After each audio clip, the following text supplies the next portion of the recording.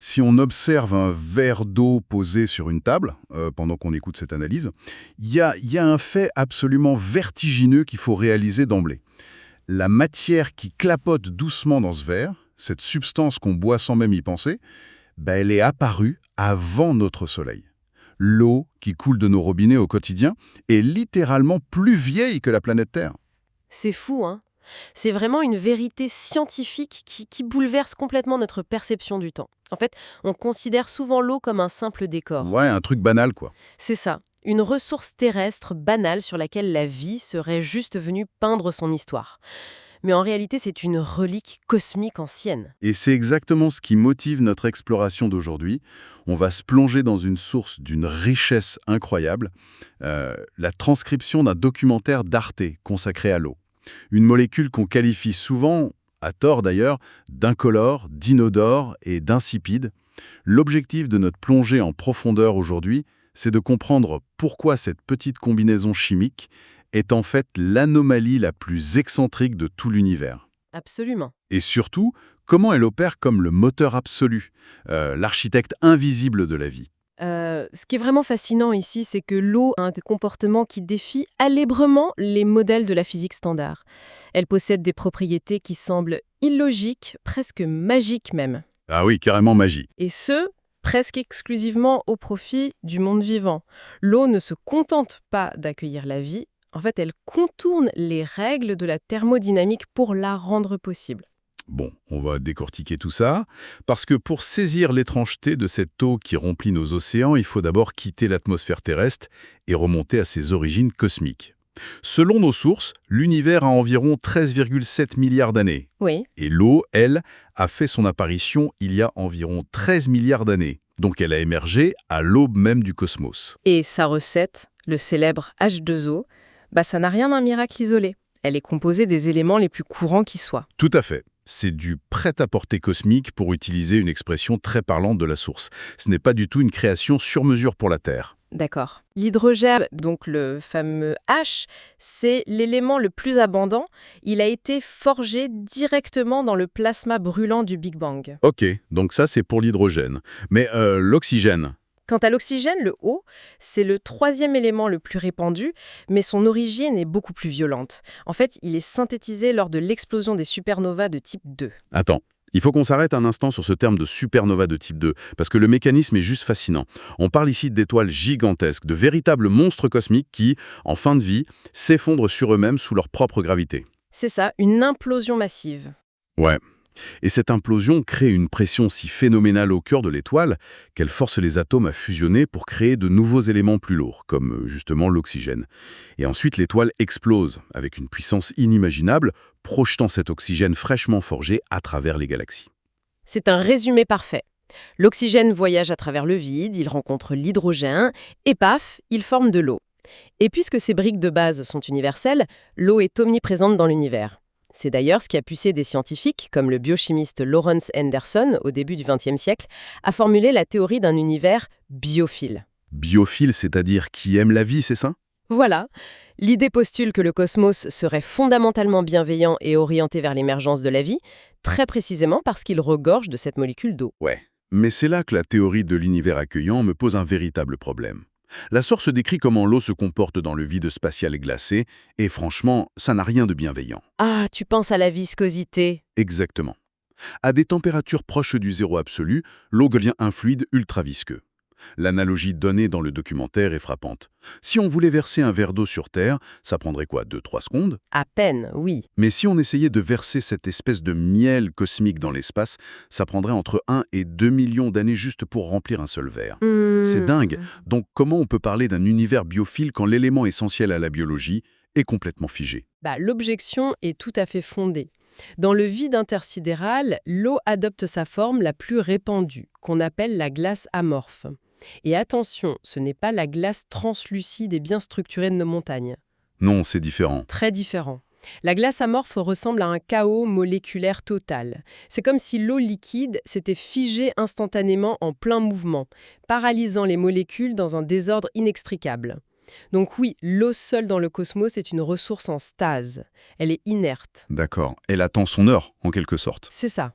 Ce qui libère son potentiel majestueux, c'est un concours de circonstances astronomiques très précis.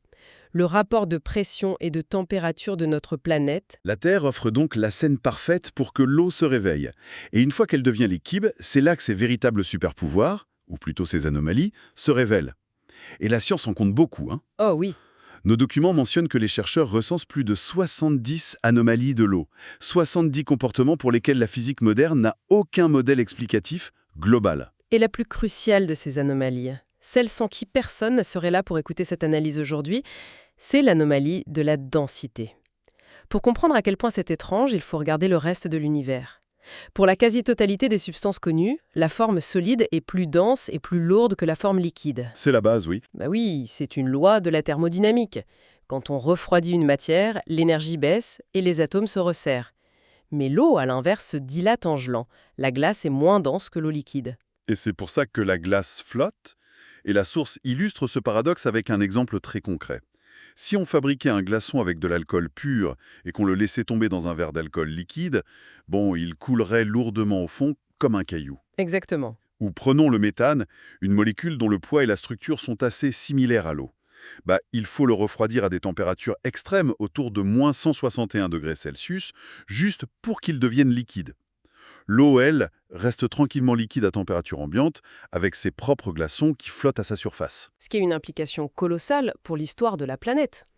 Si on imagine un instant un lac terrestre primitif au début d'un hiver particulièrement rude, si l'eau obéissait à la thermodynamique classique, la glace se formerait à la surface, puis elle coulerait au fond, et le cycle se répéterait. Ah ouais, donc le lac gèlerait de bas en haut. Absolument. Il deviendrait un bloc solide et compact. Toute forme de vie aquatique naissante serait broyée et anéantie. Mais au lieu de ça, l'eau gèle par le haut, et cette pellicule de glace flottante agit comme un bouclier thermique, une véritable couverture isolante. Du coup, l'eau liquide est protégée en dessous, et la vie peut continuer à prospérer. C'est exactement ça. Mais la vraie question, c'est de savoir comment elle accomplit ce tour de magie. Et tout réside dans son architecture intime.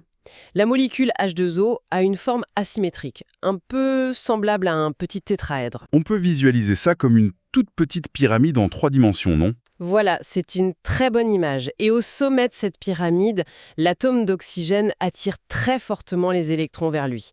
Puisque les électrons ont une charge négative, l'oxygène devient le pôle négatif de la molécule, laissant les deux atomes d'hydrogène à la base avec une charge positive. L'eau est donc polaire. Elle se comporte comme une infinité de minuscules aimants. Et c'est là que ça devient vraiment intéressant. Ces pôles magnétiques opposés s'attirent entre les différentes molécules d'eau, créant ce qu'on appelle des liaisons hydrogènes. Et pour expliquer l'impact de ces liaisons sur la densité, j'adore l'analogie qui ressort de notre analyse. Laquelle ? Celle du concert rock. Imaginons les molécules d'eau liquide comme une foule compacte lors d'un concert rock très énergique. Ça bouge dans tous les sens, ça pogote, les gens se percutent. L'énergie thermique fait que les liaisons hydrogènes se créent et se brisent des milliards de fois par seconde. L'espace est totalement saturé de molécules entassées les unes sur les autres. Et ça, c'est l'eau liquide, qui est très dense. L'image est excellente, ouais. Mais quand la température baisse, quand la musique du concert ralentit et s'arrête, l'eau devient de la glace. L'énergie chute et ces molécules survoltées se transforment d'un coup en danseurs de valse ultra disciplinés. Ils s'arrêtent de bouger, ils tendent les bras à cause de la force de ces fameuses liaisons hydrogènes et se figent en respectant une distance stricte et géométrique entre eux. C'est ça. Ce réseau rigide, cette chorégraphie ordonnée, renferme beaucoup plus d'espace vide. Donc, le même nombre de molécules prend soudainement plus de place et hop, la glace devient plus légère que l'eau. Et c'est ce réseau d'aimants qui donne à l'eau sa stabilité. Ces liaisons hydrogènes sont incroyablement tenaces, elles agissent un peu comme une supercolle moléculaire. C'est pour cela qu'il faut chauffer l'eau à 100 degrés pour la faire bouillir. Il faut une quantité colossale d'énergie pour briser cette colle. Mais cela nous amène à une expérience de pensée cruciale évoquée par nos sources, un simple « et si ». Vas-y, je t'écoute. Que se passerait-il si ces liaisons hydrogènes si robustes étaient à peine plus faibles, disons d'environ 22%? Si on affaiblit la colle de 22%, la logique voudrait qu'il faille moins d'énergie, donc moins de chaleur, pour briser les liaisons. L'eau s'évaporerait beaucoup plus tôt. Elle s'évaporerait et entrerait en ébullition dès 37 degrés Celsius. Attends. 37 degrés Celsius, mais c'est la température normale d'un corps humain sain. Précisément. L'être humain est constitué à environ 70% d'eau.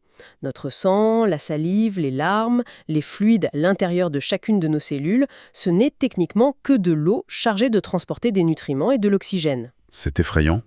Si l'eau bouillait à 37 degrés, la totalité des fluides de notre corps se vaporiserait instantanément. Un organisme vivant se mettrait à bouillir spontanément de l'intérieur.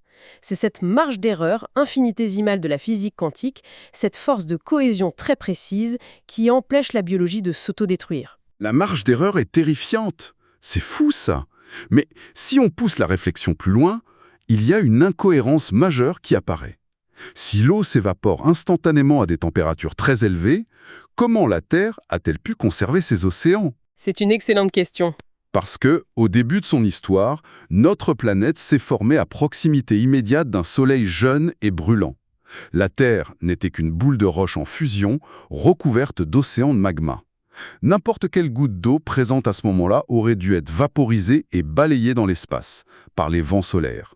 Logiquement, la Terre devrait être une roche aride. Et c'est une déduction brillante, car c'est exactement ce qui s'est passé.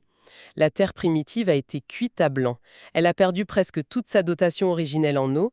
Le fait qu'on ait aujourd'hui des océans profonds de plusieurs kilomètres est le résultat d'un événement cosmique d'une violence inouïe. Ah, tu parles du reliquat du grand bombardement tardif. Tout à fait. Des millions d'années après la formation de la Terre, les géantes gazeuses comme Jupiter ont migré dans le système solaire. Et ça a déstabilisé gravitationnellement des ceintures d'astéroïdes et de comètes massives. La Terre a subi une véritable pluie cataclysmique des millions de météorites saturés de glace. La glace extraterrestre a fondu sur la croûte terrestre en cours de refroidissement, donc nos océans actuels sont en fait le résultat de cette livraison cosmique différée. Ouais, mais ce bombardement, il n'a pas épargné nos voisines d'I. Vénus et Mars ont reçu les mêmes déluges de comètes glacées. Pourtant, aujourd'hui, ce sont des déserts absolus. Pourquoi la Terre a-t-elle su garder ce trésor alors que les autres l'ont laissé s'échapper? C'est une question de destin géologique et thermique. Vénus, qui est située un peu plus près du Soleil, a subi une tragédie climatique. L'eau livrée par les comètes s'est mise à s'évaporer massivement, ce qui a saturé l'atmosphère de vapeur d'eau. Et la vapeur d'eau, c'est un puissant gaz à effet de serre. Ah, donc un cercle vicieux. Exactement. La chaleur s'est retrouvée piégée, ce qui a causé encore plus d'évaporation. C'est un emballement thermique irréversible. Vénus a littéralement bouilli à sec. Et Mars, de l'autre côté, a subi l'inverse. Mars était plus éloignée, mais surtout beaucoup plus petite. Son noyau de métal en fusion s'est refroidi et s'est figé très rapidement. Or, un noyau liquide en rotation, c'est ce qui génère le champ magnétique d'une planète, c'est-à-dire le bouclier qui la protège. Sans ce bouclier, les vents solaires ont arraché l'atmosphère martienne, la pression a chuté, le froid s'est installé, et ce qui restait d'eau s'est retrouvé piégé sous forme de glace stérile au pôle. Ce qui nous ramène à la perfection de la situation terrestre et à une autre propriété fondamentale de l'eau, sa capacité thermique. Pour vulgariser, l'analyse propose l'analogie de la baignoire. Si on remplit une baignoire d'eau très chaude, elle va diffuser sa chaleur et rester chaude pendant des heures. C'est ça. Mais si on la remplit d'alcool ou d'une huile chaude, le liquide refroidira beaucoup plus rapidement. L'eau absorbe, stocke et retient la chaleur mieux que presque n'importe quel autre liquide. Et à l'échelle planétaire, ça change tout. Les océans agissent comme des batteries thermiques géantes. Ils absorbent la chaleur colossale du Soleil à l'équateur et les courants marins la redistribuent lentement vers le nord. Sans cette immense courroie de transmission de l'eau, des régions entières de l'hémisphère nord seraient emprisonnées dans des glaces perpétuelles. C'est clair. Mais cette mécanique pose une véritable question philosophique sur notre évolution. Est-ce que la Terre a simplement tiré le bon numéro à la grande loterie cosmique en se trouvant dans ce qu'on appelle la zone boucle d'or, c'est-à-dire ni trop près pour bouillir comme Vénus, ni trop loin pour geler comme Mars? Ou bien est-ce qu'on doit considérer que l'eau a joué un rôle beaucoup plus actif dans la survie de la planète? Si on relie ça à une vision plus globale, la science penche fortement vers un rôle actif. Il y a un paradoxe historique connu sous le nom de paradoxe du jeune soleil faible. Aux premiers âges de la Terre, notre Soleil était environ 30% moins lumineux et moins chaud qu'aujourd'hui. 30%, c'est énorme. Ah, Et quand le Soleil est devenu plus fort avec le temps, l'évaporation a augmenté, ce qui a épaissi la couverture nuageuse.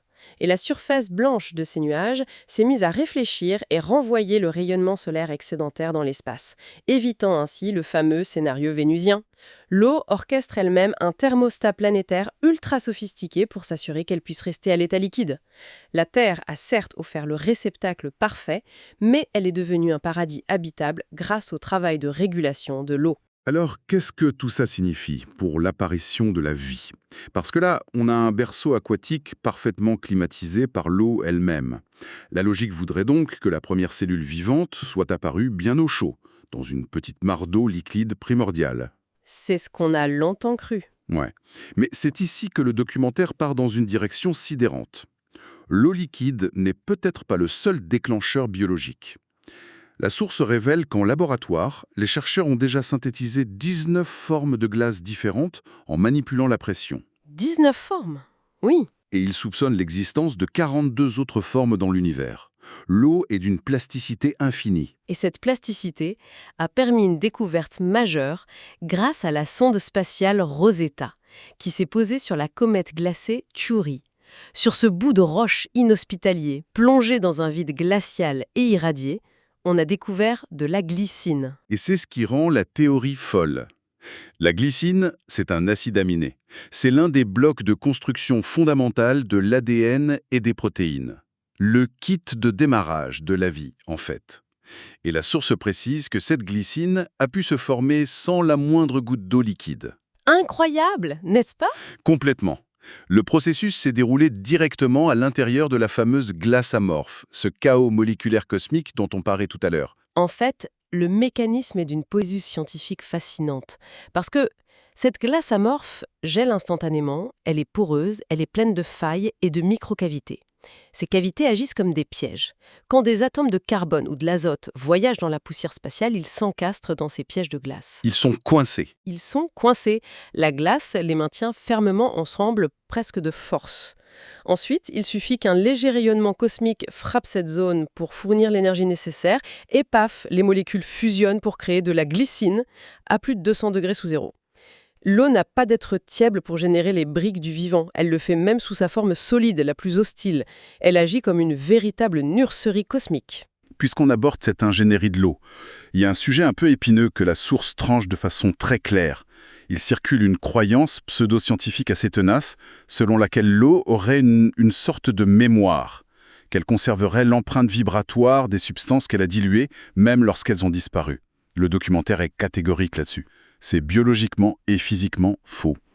Totalement faux. Oui, il faut vraiment déconstruire ce mythe. En revanche, l'analyse évoque une autre propriété bien réelle, celle-ci, qui est presque plus spectaculaire. Elle dit que l'eau n'a pas de mémoire, mais qu'elle possède une sensibilité structurelle inouïe. Est-ce qu'on peut clarifier ce point? Comment l'eau interagit-elle réellement à l'intérieur de nos cellules? Bien sûr.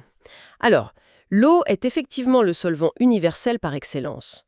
À 37 degrés, sa polarité en fait un outil plus polyvalent qu'un couteau suisse pour dissoudre les nutriments. Mais à l'échelle cellulaire, elle fait bien plus que diluer.